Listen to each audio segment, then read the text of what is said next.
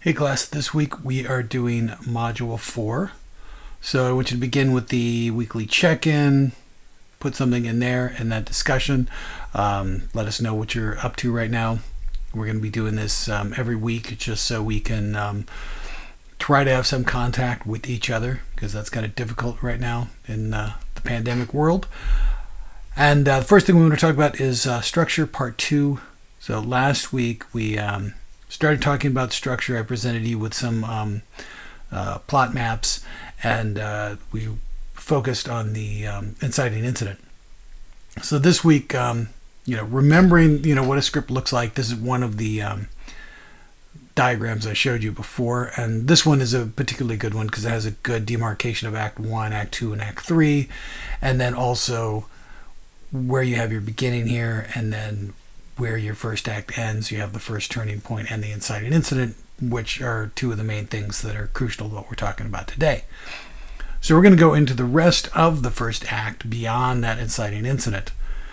So once equilibrium has been shattered and the protagonist is now on a journey to resolve the conflict that now consumes his or her, their life, for the duration of the first act, the origin, exact nature or identity of the conflict will most likely be unknown.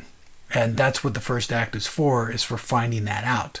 And then the point at which that is discovered, that's going to mark the end of the first act, and that's called the first act turn or the first turning point. So a first act will roughly work like this. You've got your equilibrium, then the inciting incident, then increasing conflict of unknown origin, several points of significance. You've got plot points going on there that ally with that and increase that conflict. And then the nature of the conflict is revealed, and that is your first act turn, and then we shift into the second act. So in short, the first act is where we find out stuff. And this is important because when we talk about this a little bit more next week, we'll talk about the importance of exposition. And it's a necessary evil, and it can be difficult to work around, but the first act is really where we start getting that exposition, and that can be problematic, and we're going to try to work through that. So some examples of the first act moving out of the inciting incident, which is where we started.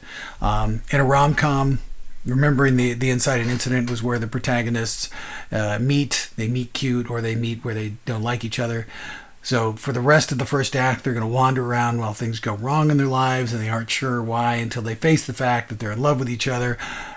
But of course, the timing's all wrong. So then as we go into the second act, it's like, okay, how are we going to get this couple together and make this all work? And then maybe they do, and then there's problems. But we'll talk about second act problems later. In an adventure, the kids have the treasure map now that Grandpa left, but they don't know where it leads.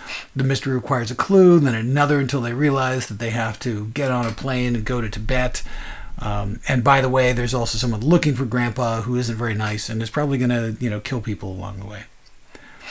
And that kind of establishes what the conflict is and what they have to do.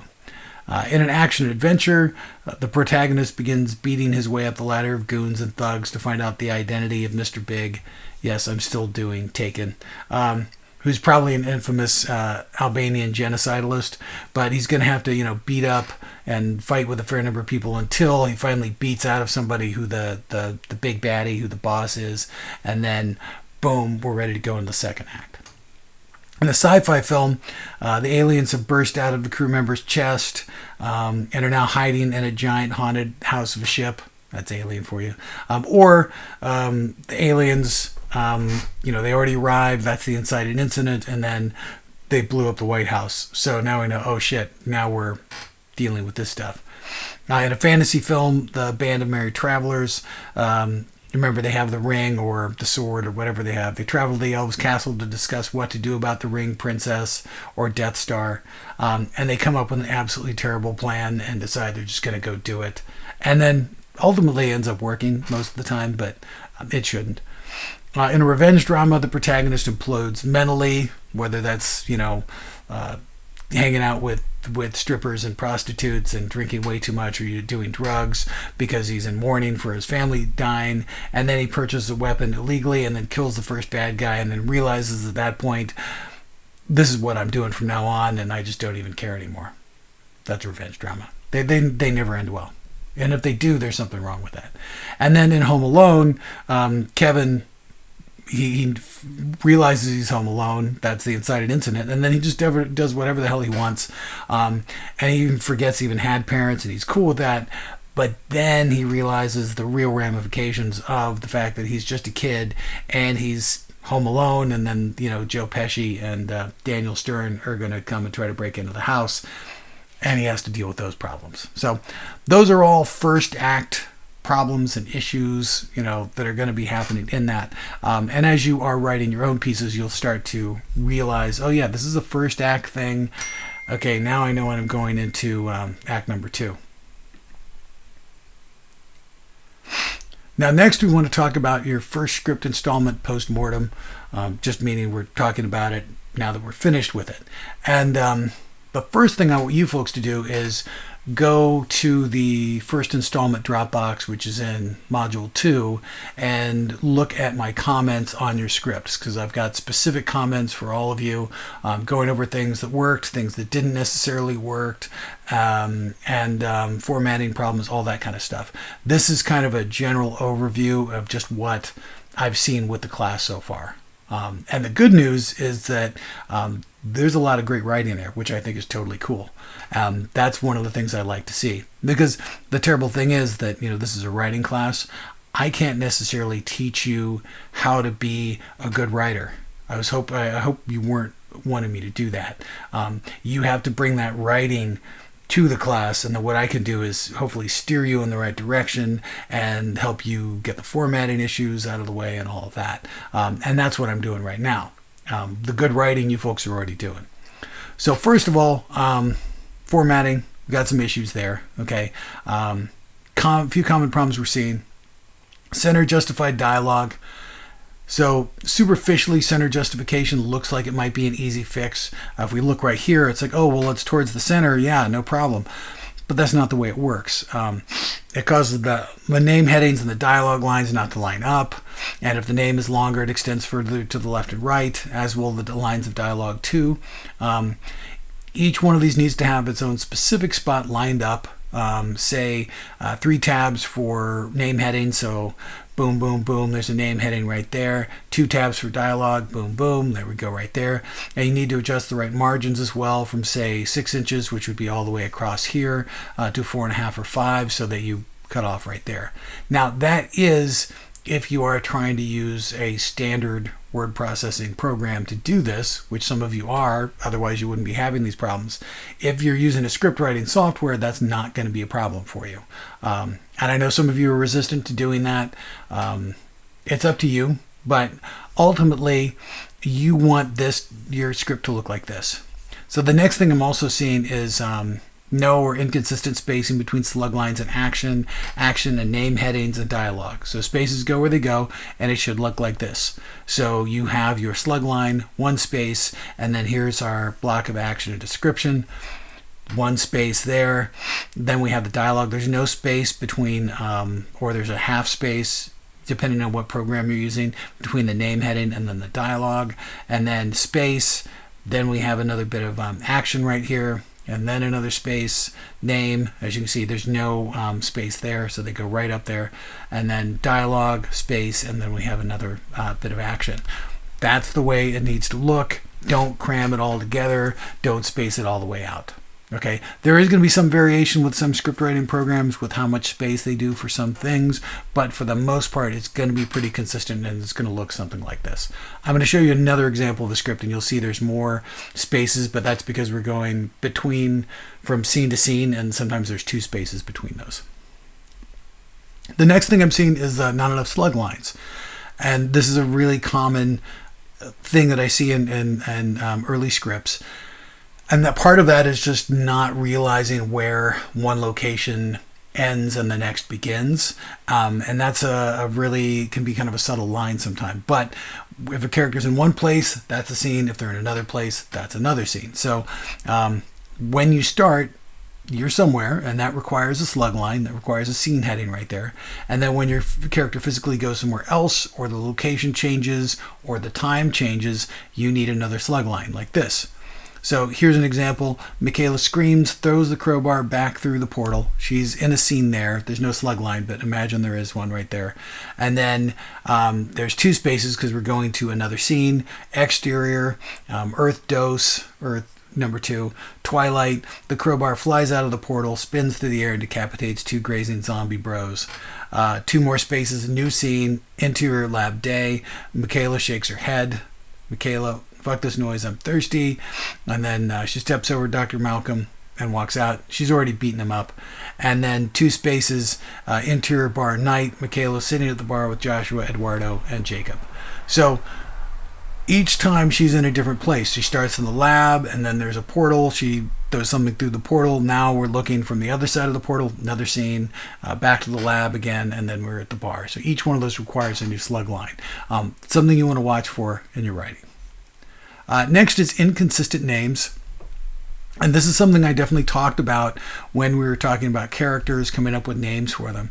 A character, and that's like you, when you come to this class, you already have a name. It doesn't matter whether I know it or not. And I may not know it now. I would like to know it, and I'm trying to, but you have a name. It doesn't matter whether a person knows it or not. And your character is the same way. So they have the name they're given before the script even starts because they have a backstory. That's one reason why we did character sheets. And we're going to do treatments as well, which gets into that too. So they don't begin as an unknown character because no one has ever said their name in the script. It doesn't work like that. And they don't get a name because somebody says it. You start with a name and stick to it. So you got a character, his name is Bob. When Bob begins this script, nobody else might know his name is Bob in the script, but that's okay. You do, and it's okay if the reader does as well. So when first thing Bob does, he's Bob. The first time he says something, Bob said it. That sort of thing. Start with a name and stick to it. This also goes for nicknames. So if your character has an abbreviated nickname and someone calls them by that name, you don't change what the dialogue name heading is because somebody called them by that nickname. Some of you are already doing that. Don't do that. They can have nicknames. And if you decide, you know what, we're just going to call them by this nickname for the whole script, then go back and change that. Okay? Instead of Robert, it's Bob. Do that. So pick one, use it for the entire script. Okay. Other characters can call characters by their nicknames and things like that, but you don't want to have a name when you're doing your dialogue that isn't one that's actually being used. So if you have someone whose name is Sergeant Harris, but everybody in the script calls him Richard, you might want to have him be Richard instead. Okay, because nobody ever calls him Sergeant Harris. Now, if you're calling him Richard and everybody in the script calls him Sergeant Harris, maybe you should change it to Sergeant Harris. You want to use the name that fits best with what other characters are interacting with and, best embodies that particular character. Okay. The next thing is passive voice and infinitive verbs. Something that a lot of you are doing. Passive voice kind of seems as if it's right. It seems like it's writing with more finesse, but it really isn't. It's weak, and that's one thing you need to realize. There's a time and a place for passive voice. I don't know when it is, but you shouldn't be using it. Okay, so here's an example. All right, so Bob is punched by Dave is weak, and that's what passive voice does. It turns every character into a victim. Now, Dave punches Bob is not weak. I mean, Bob is still weak. He's weak as shit. But Dave is man's now because he used an active verb and he went and he punched Bob. You want to start with the active party and you want to have them do stuff. Okay, that way the characters are active participants in the script. They're being active. They're doing what they're doing. They're not the walking wounded, waiting to be squashed by destiny like Bob. Don't make your character be Bob. Unless you need a Bob and you need Bob to get punched, have Bob get punched, but you want to have someone actively punching Bob. Okay? So continuing this theme, you want to try to avoid infinitive forms of verbs, and a lot of you are doing that. Here's an example. Dave and Bob are walking down the street together, giving each other the stink eye. So when I say infinitive forms, that's the ing version of that. It requires a linking verb as well. You put a linking verb in there and that automatically weakens the action that you have going on as well. It doesn't have the same punch as something like Dave and Bob walk down the street together. It's active. Bitch boy Bob gives Dave the stink eye with the one that isn't swollen shut. Just using active verbs right there made me a better writer. It made me want to actually do this. Whereas Dave and Bob are walking down the street together, giving each other the stink eye. There's no oomph to it, okay? But Dave and Bob walk down the street together and bitch boy Bob gives Dave the stink eye with the one that isn't swollen shut. That's got punch to it, okay? Like literally, it's got punch. So use those active verbs, okay? Past tense. Some of you are slipping into past tense. Scripts are in present tense. They're always in present tense, okay? And we're not used to doing this. We're used to living in present tense, but we're not used to writing in it. So our brains will trick us into switching into the past tense that we're used to from reading books and novels, things like that. But here's the thing to remember about a script. It happens now, or it isn't happening. So the past might exist in flashbacks, and a lot of you are using flashbacks, and I think that's a good idea. But even the flashbacks are written in present tense. They're not written in past tense, because if you write in past tense in a script, that means that it's something that already happened. Ergo, you cannot see it, and it does not exist. So when you slip into past tense, which you will at some point, just check it, go back to present tense and fix that. Because what happens very often is someone will start writing in past tense and then they just keep doing it for the rest of the installment. None of you did that, though, which is nice. I had a few dips into it, but then you came back out, so that was good. The next one is a biggie, okay? And this is thoughts. You folks can't help yourselves, and I get that. You're not used to not being able to put your thoughts down for these characters, but you just can't, okay? They have deep and rich inner lives, which is important because you're doing character sheets, and I want you to have deep and rich inner lives, but you can't always share everything that they're feeling in the script. Okay, at least not the way that you're doing it now. So what you're doing right now is all wrong. But I'll tell you, there are some ways to actually do it. It's not easy, but there are ways to do it, and it's definitely kind of limited. So if you're getting ready to use words like feeling, seeming, hoping, wishing, remembering, thinking, stop. Those are all thought words, okay? And you go into thought land, it's hard to get back out of it, okay? And another rule of script writing is that if you can't see it or hear it, it probably doesn't belong in the script. The thing is that thoughts are something that you want to get through there, but they're not something you can see or hear. The way that you can see or hear them, and as I'll tell you, your options are a little bit limited, but if you concentrate on actions and expressions that are created by the emotions, then you can actually have that. So whereas Bob is growing angry, that's incorrect, because is he physically growing? Is he getting larger? If he were the Incredible Hulk, sure, that's great, but he's not. This is something happening in his mind. He's getting more angry in his head. But we can't necessarily see that. You have to turn that into something we can see. So Bob looks increasingly angry. We get that. He's got an angry look on his face now. It's not something that's happening inside his head. It's something that's happening on his face.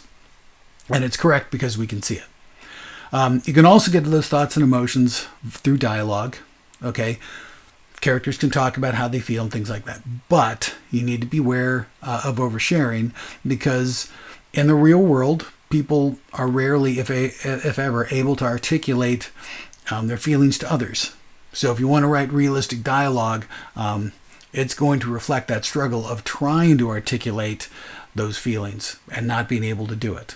Struggle is good in the script, so that's good. But you're going to find it kind of difficult to get those ideas and feelings across from one character to another, because people aren't very good at it. Characters should also not be very good at it. If a character is too good at sharing their feelings with others, then that's going to make them a character that is unrealistic in certain respects. I know there are some people that can share their feelings and they're like too good at it, and that's weird. And you can do weird characters like that too. That's cool. But just remember that it's hard for people to share their feelings, and that becomes part of the feeling process right there. Okay. Now, as a last resort, you can use narration. But this is the nuclear option. Okay. And like all nuclear options, the outcome is lose-lose. It's always bad for everybody. I want you to think of narration as being like mayonnaise. Okay. Sure, you can use it, but it isn't really good for anyone. Although the literary equivalent of sriracha mayo could be totally awesome if used in small doses. That's personally my favorite condiment in the world. But you got to find when to use that and when not to. And I'll give you a hint. The only time that narration really works well is when you have what's called an unreliable narrator. So if the narrator is trying to tell you something, tell you their feelings or something like that, and then as you see in the script, this is at odds with what's really happening, that means they're unreliable. It creates a tension there that works really well. When you actually have narration just to get that person's feelings out there and share, it's going to make your script a little overburdened with sharing. Okay, so be careful of that. So we'll talk about it. Balance is the last thing I want to talk about. So you need action and description and dialogue in amounts that fit the story. Not always the same amount for every script. And a script is not a bunch of people talking, punctuated by the occasional slug line. Because if you don't have any description or action, you don't know what the hell's going on. They're just talking in a black void. So that part of space where there are no stars. That's probably not what you want right there. So you need to make sure you've got some action and description. And although action and description are written in the same place and in the same way, action and description go together, they aren't necessarily the same thing. So in some cases you need to be descriptive, other times you need to have action and move stuff along. So if you're writing a dialogue-heavy piece, it still needs action. If you're writing a descriptive piece with very little dialogue, which I'm very cool with, I like it when people try not to write dialogue because it means you have to use other storytelling devices. You need action to have movement as well. And if you're writing an action-heavy piece, you still need some description to help the reader understand where all this ass-whooping is taking place. You don't want it to move so fast that it's like, I don't even know what's going on anymore. I just know there's a lot of action. So here's an example of all that put together in a dialogue-heavy scene. So you have Tommy. Is there a problem here? Doug Williams, there certainly is. You mind telling me why you two are stealing copper? Tommy smiles. You're mistaken, buddy. How can we be stealing something that's ours? Doug Williams, yours? You must be from that bullshit contractor that tried to snowball the city council, in which case you're the last people on earth need to be walking up in here. The Shih Tzu growls. Doug Williams has a dog with him. Tommy, this doesn't concern you, buddy. Doug Williams, I ain't your buddy, little man. So this is a dialogue scene, but there's still enough action to give us a little bit of grounding in it so we know what's going on. So Tommy smiles. That's something that's outside of that. The Shih Tzu growls. That punctuates it right there. So we have a little bit of action there. If you have people just talking and no action or description along with it, you get a little lost sometimes. And then here's an example from a more action-heavy scene. Tommy puts his hands up in a fighting pose. Tommy says, "Bring it." Doug Williams fakes with his left and catches Tommy square in the nose with his right. Tommy flies backwards 5 feet and lands on his back. Marco rushes to him and shakes him. Marco, Tommy. Tommy is limp as a soggy rice noodle. So we're moving into a little bit of action. This is actually a continuation of the previous scene, but in this case, there isn't a whole lot of dialogue. The dialogue is stopped, and now we've turned into a fight, but we've got enough to establish where we are. We've got the action, we've got the description, and just a little bit of dialogue to go in with that as well, and we have a pretty good idea of what's going on here. Too much of anything, too much dialogue, too much description, too much action without balance from the others is going to make it hard for the reader to follow what you're doing. I would provide another example, one of a description-heavy scene, but I can't find any examples because apparently I just don't write like that. I'll try to find a student example to put in that, and some of you definitely would fall into that category, which is one of the reasons why we're talking about this. I love description, and descriptive writing can be really, really beautiful, especially if it's light on dialogue, but at the same time, you need to have the other things to punctuate it and help move it along. So the last two things we want to talk about are the City of Lost Children plot map exercise. So what I want you to do is you're going to watch a movie that I've got a link to right here, The City of Lost Children, and it's a French film, okay, but the good thing is you can see the subtitles, and then that should help you understand the script a little better. And it's a pretty arty, weird film, which is kind of cool, but well, whatever. It's easy to tell where the inciting incident is and kind of work through that first act, and that's what we want to do. So you're going to watch the first act of the movie, and then you're going to draw and write on the plot map that I'm providing for you the important plot points up to and including the inciting incident with brief descriptions of each point, and then and go through the rest of the first act as well. I think I need to correct this a little bit, and then you're going to put it in the Dropbox, the City of Lost Children plot map Dropbox. It's right there. And then there's also a couple of discussion questions as well for the City of Lost Children. There's a character discussion, so I want you to go to that. So the Dropbox is going to be right here. You're going to turn your stuff in there. And then the discussion questions are right here. So what signifies the end of the first act of City of Lost Children? I want you to be able to figure that out. And then what are one's strengths and weaknesses as a character? And then what are Miette's strengths and weaknesses as a character? I want to talk about that. If we're talking about structure and character, this will kind of bring that stuff home.